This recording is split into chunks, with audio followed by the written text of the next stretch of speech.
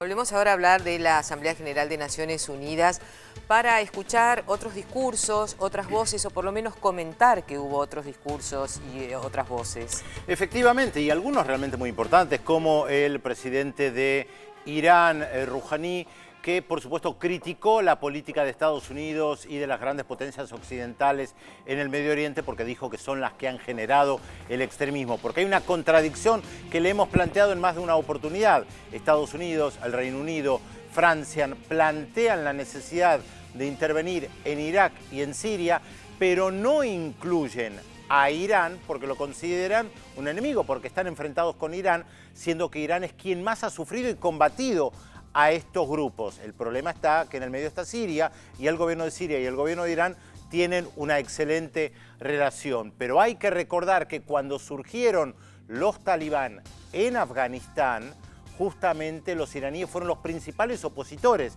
de estos grupos. Tiene que ver con una histórica diferencia entre sunitas y chiitas en el Islam, tiene que ver con cuestiones políticas, principalmente desde la revolución iraní de 1979, que para Estados Unidos fue una obsesión destruir esa revolución. Por eso en 1980 apoyaron la invasión de Saddam Hussein a Irán, y además armaron, fomentaron a los grupos en Pakistán y en otras zonas que después se convirtieron justamente en los talibán, en Al-Qaeda, para combatir, entre otras cosas, a Irán. Por eso el discurso de Rouhani en Naciones Unidas fue realmente importante, marcando algo que ya ha dicho en más de una oportunidad, que gran parte de los problemas tienen que ver con la historia del colonialismo en la región, y cualquiera que estudie historia así lo sabe.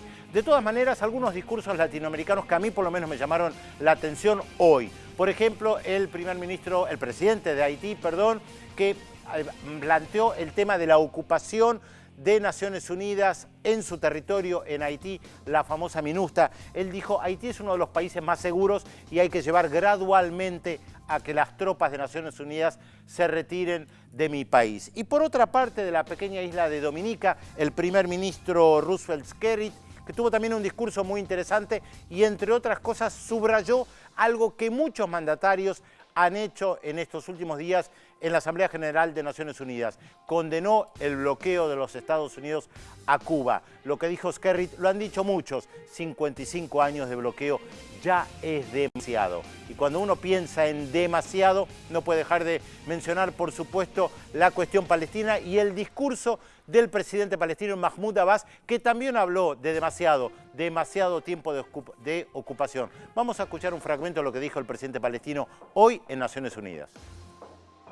اختارت دولة الاحتلال أن تتحدى العالم بأسره بشن حربها على غزة، وكانت طائراتها ودباباتها وهي تغتال بوحشية حياة وبيوت ومدارس وأحلام آلاف الأطفال والنساء والرجال الفلسطينيين، تجهز في واقع الأمر على ما تبقى من آمال السلام.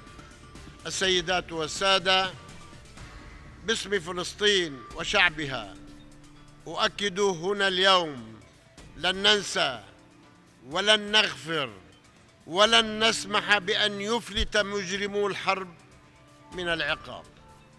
وأؤكد أمامكم أن الشعب الفلسطيني متمسك بحقه المشروع في الدفاع عن نفسه أمام آلة الحرب الإسرائيلية، ومتمسك بحقه المشروع في مقاومة الاحتلال العنصري الاستيطاني الإسرائيلي.